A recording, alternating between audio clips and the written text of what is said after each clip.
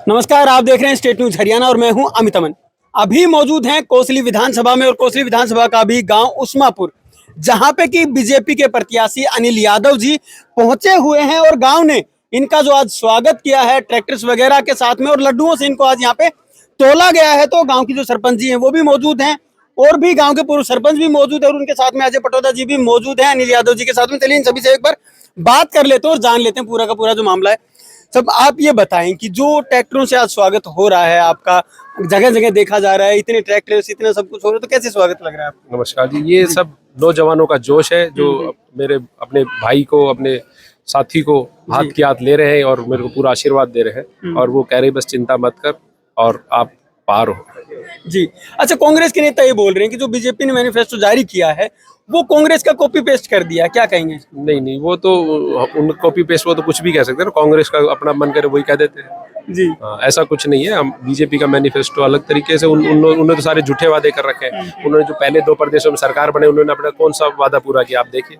बिल्कुल बिल्कुल, हर गांव में जा रहे हैं तो रुझान यहाँ पे जो भीड़ का दिखाई दे रहा है वो आपको यहाँ भी दिखाई दे रहा होगा, तो इसको देखते हुए क्या कहेंगे? बस ये है कि मुझे बुजुर्गों, नौजवान साथियों, माताओं, बहनों सबका आशीर्वाद मिल रहा है और आप ये समझिए कि ये सीट क्लियर हो चुकी है अभी से। बिल्कुल सर, आप कुछ परिसीमन के ऊपर बोल रहे थे, क्या मामला है?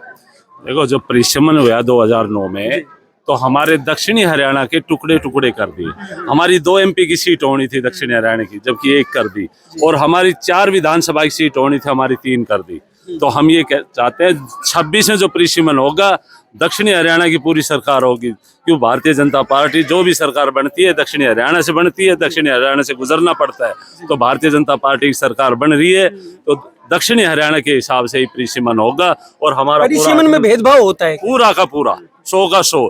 और ये जैसे उस्मापुर है, इसको ऐसे समझते ना तो हिंदुस्तान और ना पाकिस्तान, ऐसे समझते इस गांव को लोग। हम ये कहते हैं जब परिसीमन होगा तो इनका सारा सिस्टम से काम होगा, पूरा विकास होगा। और मैनिफेस्टो की बात है तो कांग्रेस तो कुछ भी बोल सकती है। आज लड़कियों के लिए कॉलेज जाने के लिए स्कूटी का, क्योंकि भारतीय जनता पार्टी जो कहती है वो करती है।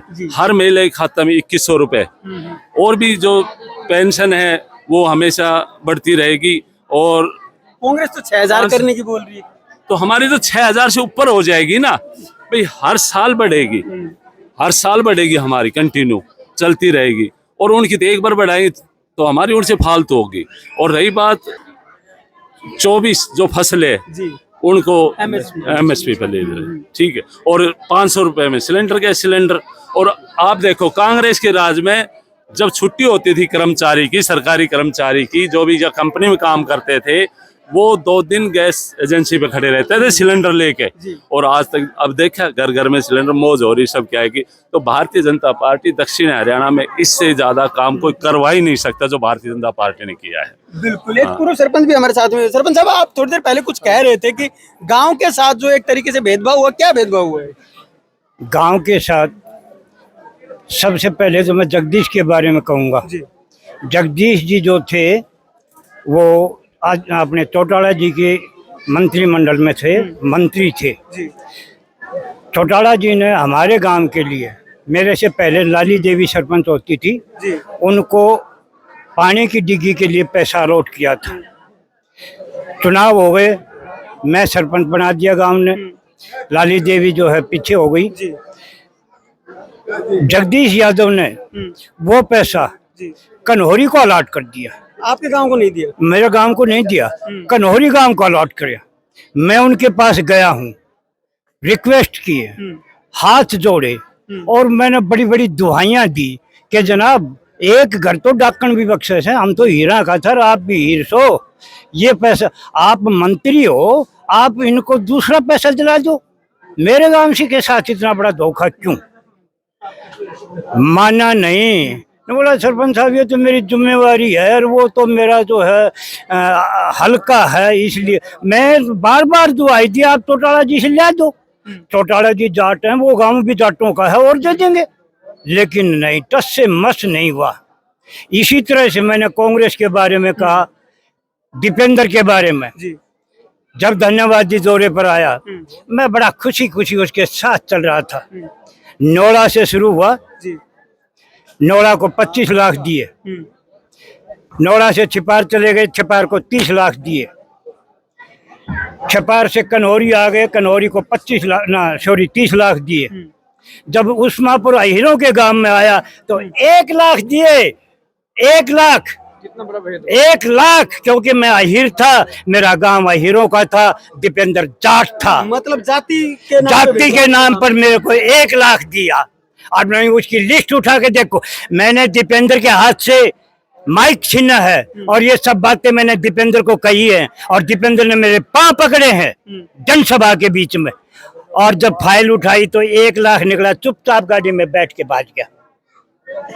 मतलब ये भेदभाव किया आपने। अरे मेरे साथ ये भेदभाव, ये क्या मैं उनको वोट दे सकता हूँ? और मैं अपने गांव का कर्जदार रहूंगा।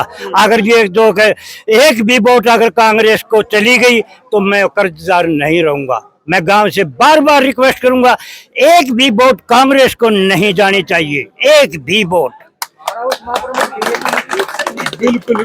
मैम आप भी कुछ कह रही थी कि जो रोड वगैरह है वो सारे बिल्कुल, जो भी रोड बने हैं पहले हालात बहुत खराब थे, बिल्कुल कोई साधन नहीं था।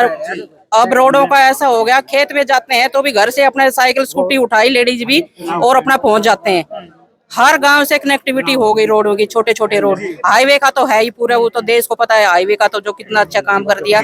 अभी भाई साहब अजय पाटोदा जी बता रहे थे कितनी जल्दी हम वहाँ पहुंच जाते हैं चंडीगढ़, तो बहुत अच्छा काम कराया है। बाकी शिक्षा के ऊपर देखो, फ्री शिक्षा और बेटी आपके गांव में बीजेपी का माहौल क्या है? बीजेपी का बहुत अच्छा माहौल है, एक उत्साह है, एक जश्न सा हो रहा है कि बहुत ही अच्छा माहौल है। और पूरा 100 का 100% हमारी गांव से बिल्कुल जाएगा बीजेपी का।